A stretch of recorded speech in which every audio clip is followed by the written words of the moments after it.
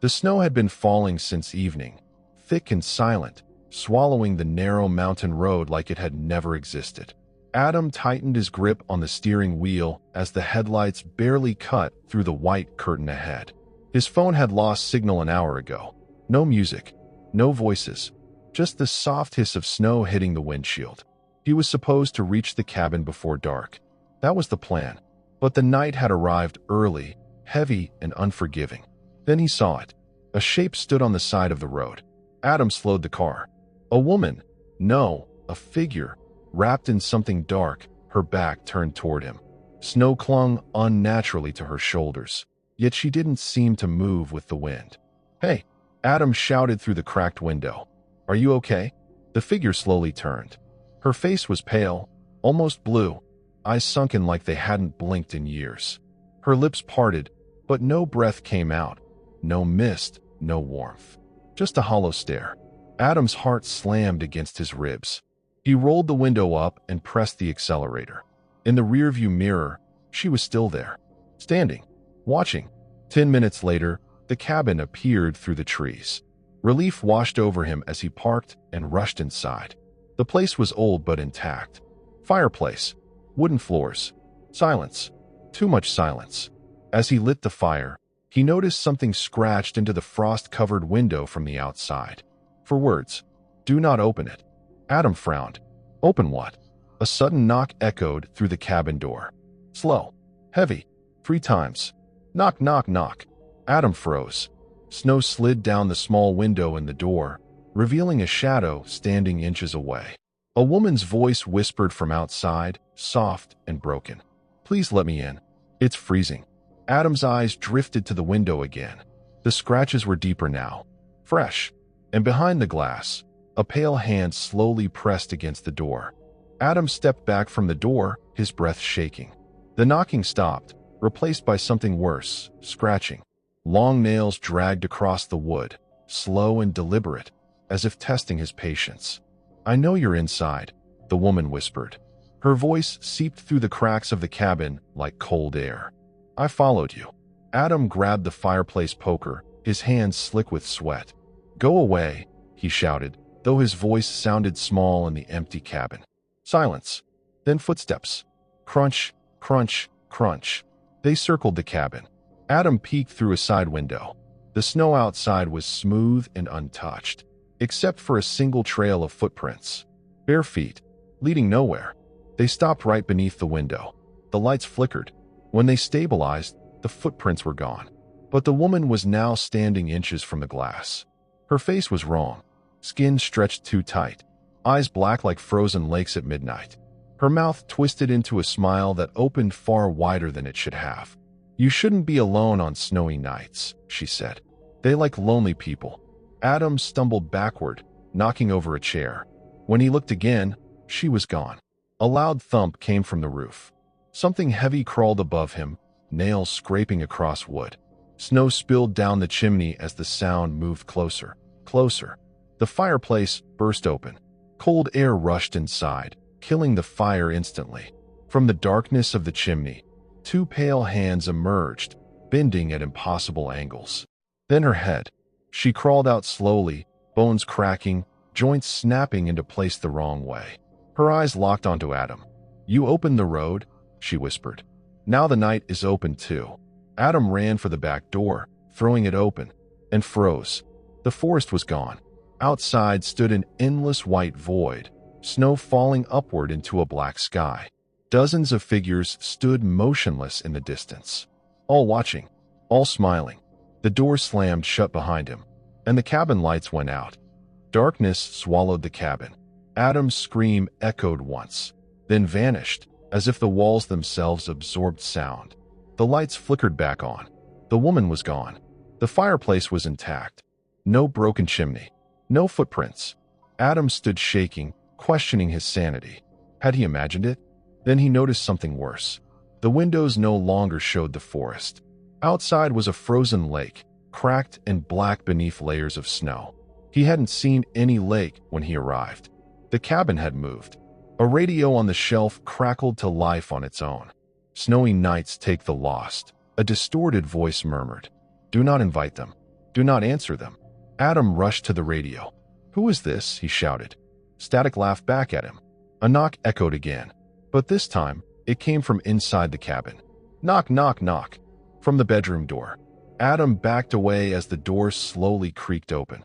Inside stood a mirror he hadn't noticed before, tall and old, its surface fogged as if someone had just breathed on it. Words appeared on the glass. You should have kept driving. The reflection in the mirror wasn't Adam. It was the woman. She stood behind him in the reflection, her hand resting on his shoulder. Adam spun around. Nothing. But when he looked back at the mirror, the reflection smiled wider. The cabin began to shake. Snow poured from the ceiling as distant screams echoed from beneath the floorboards. Hands pushed up through the wood, frozen fingers breaking through like roots. You're part of the night now. The woman's voice echoed from everywhere. Every snowy road needs company. The mirror cracked, and the reflection stepped out. Adam ran. The cabin twisted around him, hallways stretching longer, doors appearing where walls had been. The temperature dropped with every step, his breath turning to frost before leaving his mouth. Behind him, footsteps followed. Not walking, dragging. He burst through the front door and collapsed into the snow, only to find himself back inside the cabin. The woman stood in the center of the room now, no longer pretending to be human. Her limbs bent backward, her shadow moving in directions she did not. This is how it ends, she said softly. Just like the others. Faces pushed out from the walls. Men, women, children, frozen in terror, their mouths open in silent screams. Adam fell to his knees. Please. The woman tilted her head. You already let me in. The lights went out one final time. When morning came, the storm had stopped. Rescue teams found a car abandoned on the mountain road, engine cold, door open. No footprints led away from it. Only one set led toward the forest. That night, as snow began to fall again, a lone figure appeared on the roadside, pale, silent, waiting. And if you slow down, she will turn and ask to be let in.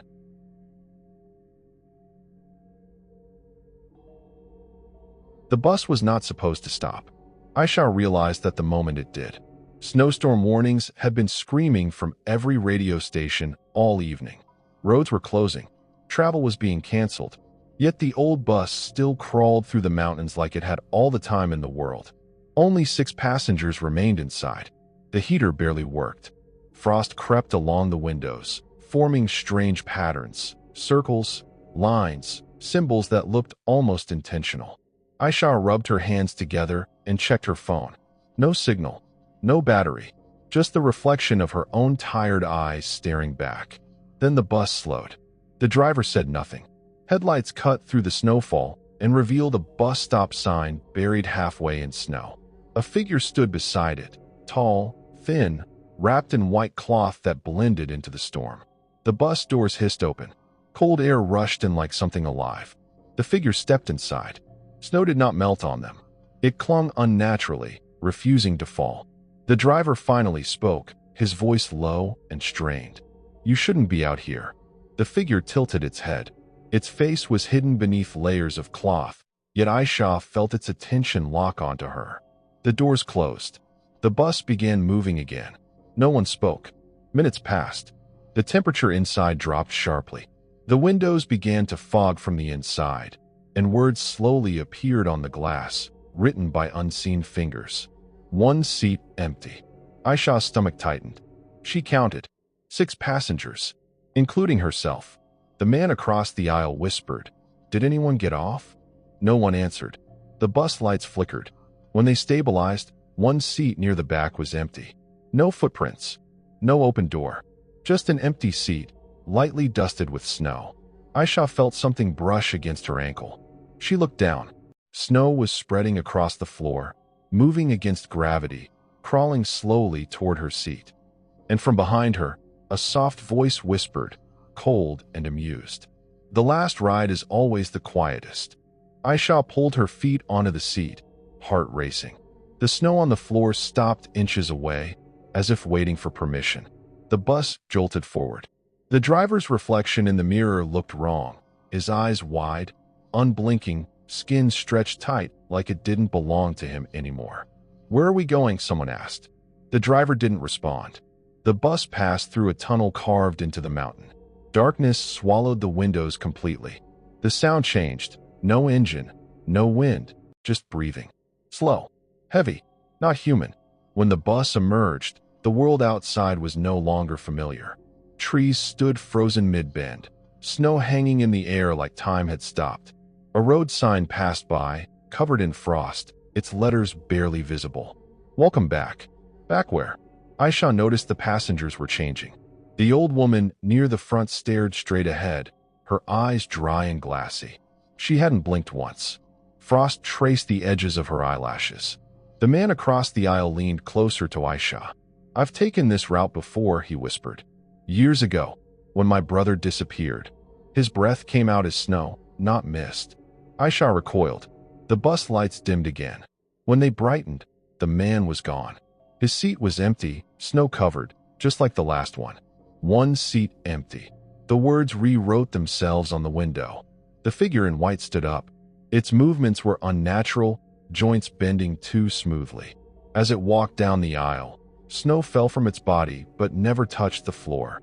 It stopped beside Aisha. Slowly, it unwrapped part of its face. There was nothing underneath, just a hollow void, swirling with falling snow. "You noticed," it said. "That's unfortunate." Aisha screamed. The bus did not slow down. Outside, more figures appeared along the road, standing perfectly still, waiting at stops that did not exist before. The bus began to fill with knocking sounds. From the outside, dozens of hands struck the metal, all at once. "Let us ride," they whispered through the walls. And the doors unlocked. The doors did not open. They melted. Metal softened like wax, bending inward as pale shapes pushed through. Arms emerged first, followed by faces frozen in expressions of relief and hunger. The bus screamed. Yes, screamed. The sound vibrated through Aisha's bones as the figures collapsed into seats, instantly still, instantly silent. Now every seat was filled. The bus accelerated. The driver finally turned his head. His mouth opened wider than possible. "No more stops," he said. "The snow is full." The tunnel appeared again ahead, but this time it was breathing. The walls pulsed, tightening as the bus entered. Snow fell upward inside the tunnel, collecting on the ceiling like inverted graves. Aisha clutched her seat as memories flooded her mind. Moments she had forgotten.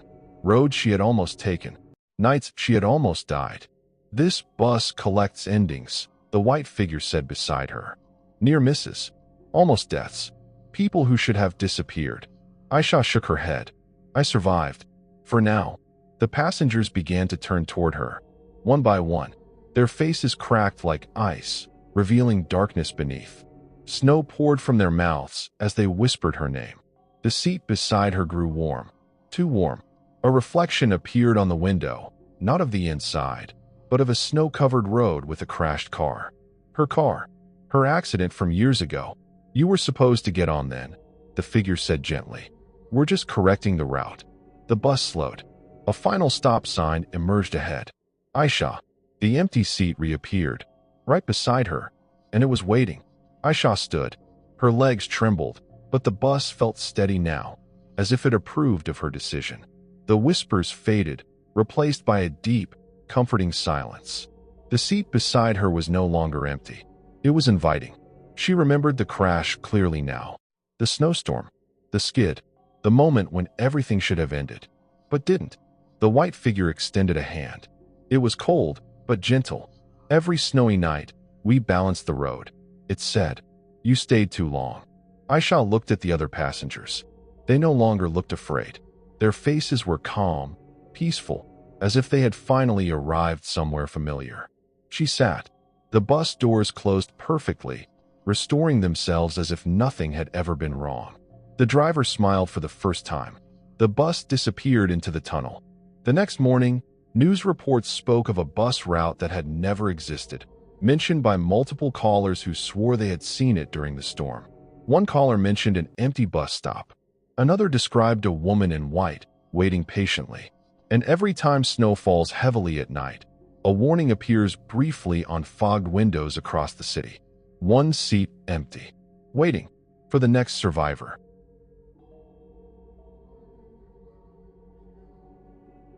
Snow began falling before sunset, thick and heavy, covering the small hill town in a silence that felt unnatural. Sarah watched from the bus window as the last streetlight disappeared behind her. The driver dropped her near an old wooden house at the edge of the road and left without a word. The house was not supposed to look alive, yet it did.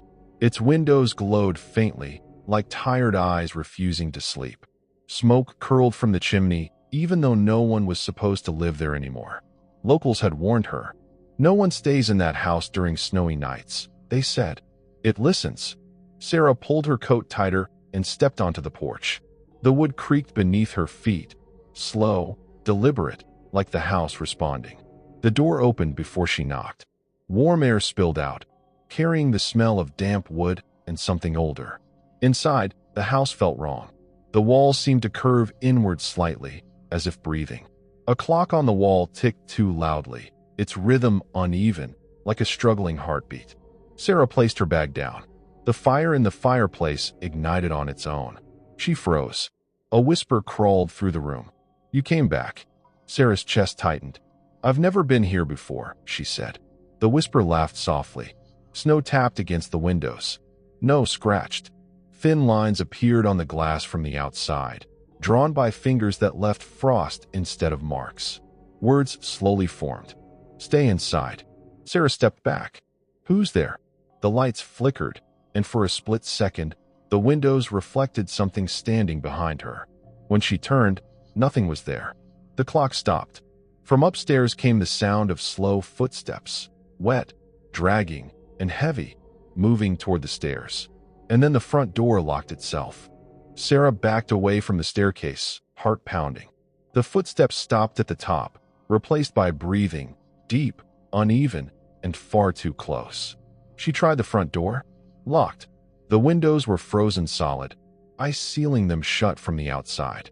The whisper returned, louder now, crawling from the walls themselves. "This house remembers everyone who hides here." A door down the hallway creaked open. Against every instinct, Sarah moved toward it. Inside was a bedroom covered in white sheets.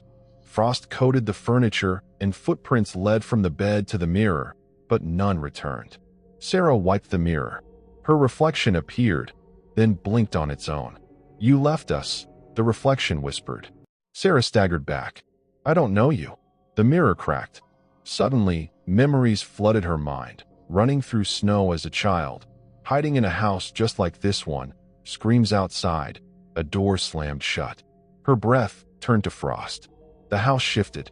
Walls groaned, stretching, rearranging. The hallway behind her was longer now, doors multiplying like ribs. From one room came sobbing. From another, laughter. The footsteps returned, this time on the ceiling, pacing directly above her. "You survived the storm," the whisper said. "But survival has a cost." The clock downstairs began ticking again, faster, louder. Each tick made the temperature drop. Sarah noticed something carved into the wooden floor beneath her feet. Names. Dozens of them. Some were scratched out. One was fresh. Sarah Ahmed. The lights went out, and something cold wrapped around her wrist. Sarah screamed as icy fingers tightened, pulling her toward the darkness. She clawed at the floor, splinters cutting into her palms, but the house did not let go easily. The lights flickered back on. She was alone, but the house was closer now, walls leaning inward, ceiling lowered, as if shrinking to trap her inside its ribs. Snow began falling from the ceiling. Not melting, not stopping. The whisper spoke from every direction. "You hid." Others didn't. Doors slammed shut around her. From behind them came pounding, desperate, frantic fists begging to be let out. The staircase twisted into a spiral, leading both up and down at the same time. Sarah climbed, gasping, lungs burning with cold. At the top was the attic. The door opened willingly. Inside, the storm raged. Snow filled the attic like a frozen sea. Shapes moved beneath it, trying to surface. A woman emerged first, blue-lipped, eyes wide with terror. "Don't sleep here," she whispered before sinking back under. Sarah stumbled backward into the wall. The house shuddered in pleasure. "You took their warmth. the whisper accused. "You closed the door." "I was a child," Sarah cried. "And the snow remembers." The attic floor cracked. Below her was the living room, filled with frozen figures, posed mid-scream, their breath trapped in ice. The front door appeared in the far wall, glowing faintly. "Freedom!" Sarah ran. Behind her, the house screamed, not in anger, but hunger. The storm outside grew louder, answering the call, and the door began to close. Sarah dove through the doorway as the door slammed shut behind her. She landed in deep snow. Silence followed. The house behind her looked ordinary now, dark, empty, abandoned. No lights, no smoke. Morning light broke through the clouds. Rescue workers later found Sarah unconscious near the road, frostbitten but alive. She never spoke of the house again. The house was demolished that spring. Yet every winter, during the heaviest snowfall, locals report something strange. Fresh footprints appear where the house once stood. They lead in circles. Sometimes, people hear knocking from beneath the snow, soft, patient, waiting. And when travelers take shelter nearby, they swear they hear a house breathing. Slow, content, as if full. And somewhere beneath the frozen ground, a new name slowly scratches itself into the dark.